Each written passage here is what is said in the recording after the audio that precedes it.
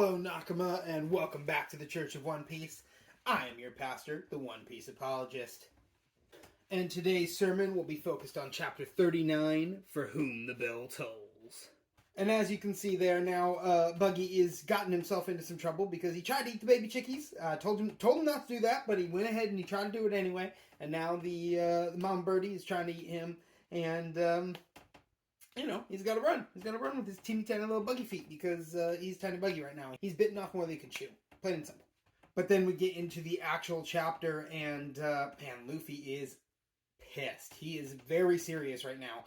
Perhaps more serious than we've ever seen him, but at least as serious as when his hat was nicked. And I would say, he is just disgusted by what he is seeing in Kuro and how Kuro is treating his own men. And so then, Luffy's just standing there all pissed, and he's just taking slashes and hits from Kuro, but he just then, he just uses that contact to figure out where Kuro is and just grabs him, throws him over. Is so badass. It's so cool. Luffy is such a creative fighter, and I love it.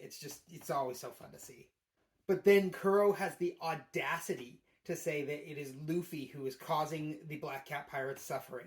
That he would have just gone ahead and mercifully, slaughtered them all just super quick. It would have been such a nice, kind, merciful act. Apparently, is apparently Kuro's thought process there. But Luffy just saved them all from being murdered, and Kuro's like, "Oh, look, now they're suffering. Look what you did, And oh my god, what a sociopath! How crazy can he be? And clearly, he's got a twisted up worldview. Luffy's gonna need to knock some sense into this guy. So Luffy just swears that he will never become a pirate captain like Kuro.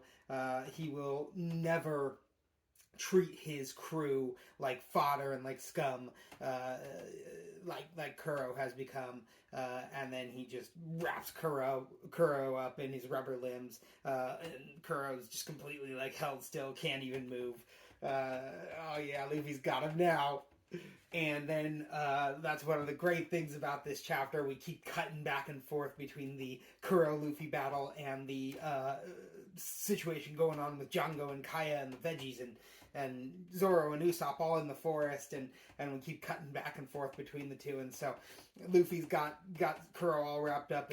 And then we cut over to the forest, and Django is beating up on the veggies, and Kaya is agreeing finally no, I'll write the will, just please stop hurting the children, But one great little detail I love in how Oda draws, Django kicks like Michael Jackson, he put his hand on his stomach like this, which is something Michael Jackson did when he was dancing, and then he kicked up, and you saw how his ankle extension works is just exactly how Michael Jackson kicks when he's dancing. It was just very funny to me that the exact way that Michael Jackson danced was how Django actually kicked a human child into a tree.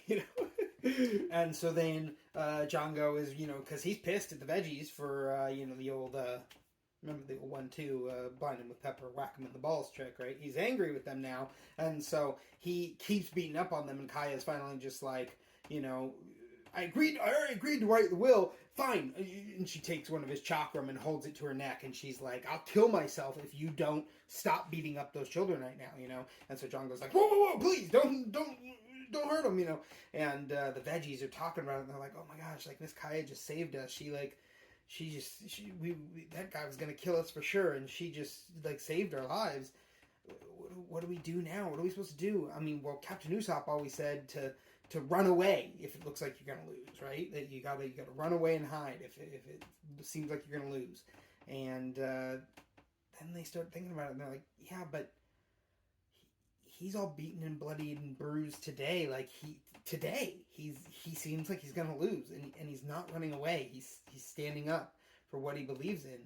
And so they realize that his actions speak louder than his words, and they are inspired to not run away, and they take their shovel, shove it right up Django's ass, right? Just I mean, I don't know. I've never had that done, thankfully, but that does not seem like it would be comfortable. at all. So, yeah, they got him good. They got him real good. And he's like, and he can't focus on Kaya anymore, which delays Django just enough, just gives the perfect distraction, the opportunity for Zoro to run in, and you think he's running all the way over to Django, and Django thinks that too. He's like, oh yeah, you can't get here in time. I'll forget about the kids, even though they just, corn dogged me with the shovel. He's just like, I'm gonna kill Kaya before the powerful sword guy can get here and stop me. And so yeah, you have Zoro running in, and he just chops the tree branch suddenly. You think he's trying to make it all the way there, but suddenly he just chops this tree branch that's halfway there, and you see Usopp taking aim, and it cuts back over to Luffy and Kuro, right? And the Black Cat Pirates have suddenly realized that if Kuro wins, they die, and if Luffy wins, they live. So they start cheering for Luffy, and then Luffy, who is, all wrapped up around Kuro, his legs around Kuro's legs, his arms around Kuro's arms. Kuro can't really seem to move, and so then Luffy just headbutts him, and then throws his head back even further, and actually stretches his neck this time, so he flies his head back to where the Black Cat Pirates are all going, yeah, go Mr. Luffy, beat up Captain Kuro, save us all, Yeah, Luffy just stretches his head all the way back, and he's just like, stop cheering for me! I'm coming for you next! Sends the head flying back, and then we get, just dope double-page spread of Oda Sensei's artwork, where we get just one page of the special attacks exploding star hitting Django in the face, and Usopp stopping Django from murdering Miss Kaya. And as well as the other side of the page with Luffy, gum gum bell, and just ding, headbutting, super stretchy headbutting Kuro right in the face, ringing his bell, and just such a cool ending. Again, I said it in another review, but some people don't really like Surf Village. I think it's so cool. It's some of the coolest stuff, in my opinion. But obviously, other stuff gets quite a bit greater. But it's just for early One Piece, especially. I think there's some great moments in Surf Village. Plus, then I always think it's really cool just where you can actually track the creativity of Luffy's fighting sometimes. And for instance here, depending on the version you're watching, there's either been some sort of signal bell in the town, like a church bell or something, right? Or pirate warning bell or something that is going off all the time. Or there's a bell that Kaya uses to call Klahadore, and it's basically often so this is where Luffy got the idea for Gum Gum Bell, right? This butler, he and the bells in the town, and so okay, boom, yeah.